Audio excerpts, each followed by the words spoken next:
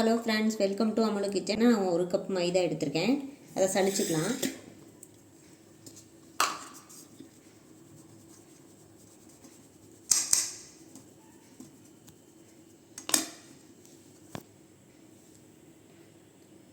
அது கூட பார்த்திங்கன்னா 2 ஸ்பூன் அரிசி மாவு எடுத்துக்கலாம். நான் வீட்டில் வச்சுருக்க பச்சரிசி மாவு தான் எடுத்துக்கிருக்கேன். அது கூட பார்த்திங்கன்னா ஒரு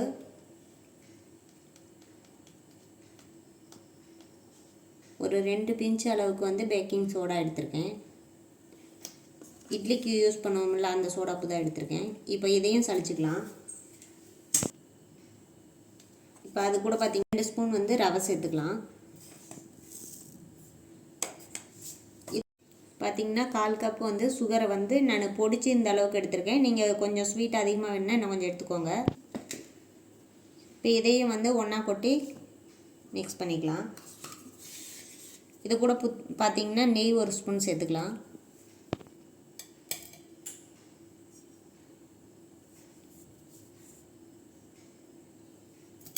இதையெல்லாம் நல்லா மிக்ஸ் பண்ணிக்கலாம்.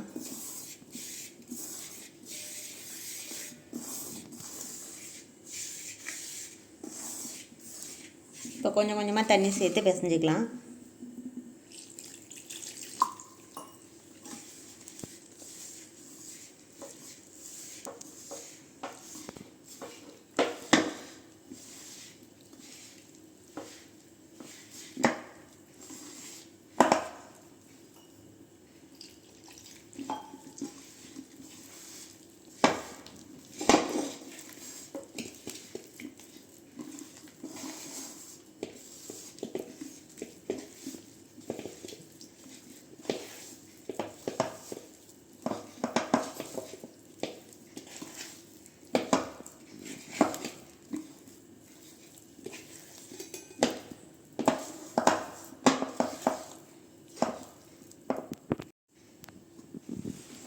பார்த்திங்கன்னா இந்த அளவுக்கு பிசைஞ்சு வச்சாச்சு. இதை ஒரு 10 நிமிஷம் நம்ம ஊற வச்சிடலாம். இந்த அளவுக்கு உங்களுக்கு லூஸாக இருந்ததுனா தான் ஊறி வரப்போ கரெக்டாக இருக்கும். இதை நான் ஒரு வேறு பாத்திரத்தில் மாற்றி வச்சிட்றேன். இதை ஒரு 10 நிமிஷம் மூடி போட்டு மூடி வச்சிடலாம். இப்போ பார்த்திங்கன்னா நல்லா மாவு ஒரு 10 நிமிஷம் ஊறிடுச்சு. இப்போ நம்ம ஆயில் சூட் பண்ணிக்கலாம்.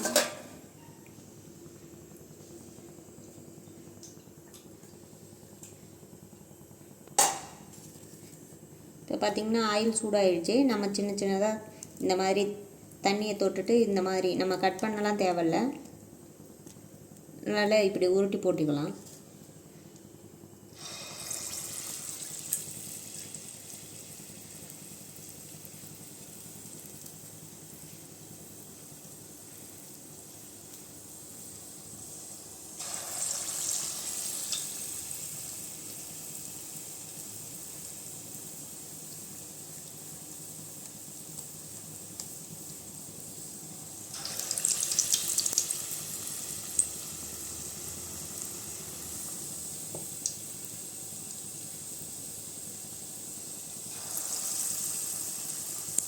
நீங்கள் எந்த அளவுக்கு ஆயில் விட்டுருக்கீங்களோ அந்த அளவுக்கு நீங்கள் போட்டுக்கோங்க உருண்டைகளை.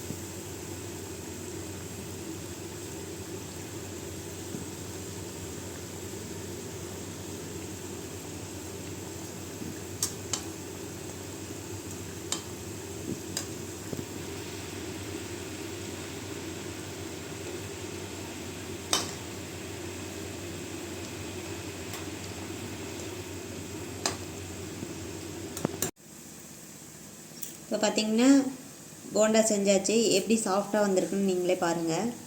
நீங்களே இதை வீட்டில் ட்ரை பண்ணி பாருங்கள். ட்ரை பண்ணிவிட்டு எப்படி வந்ததுன்னு கமெண்ட் செக்ஷனில் கமெண்ட் பண்ணுங்கள், லைக் பண்ணுங்கள், மறக்காமல் சப்ஸ்கிரைப் பண்ணுங்கள்.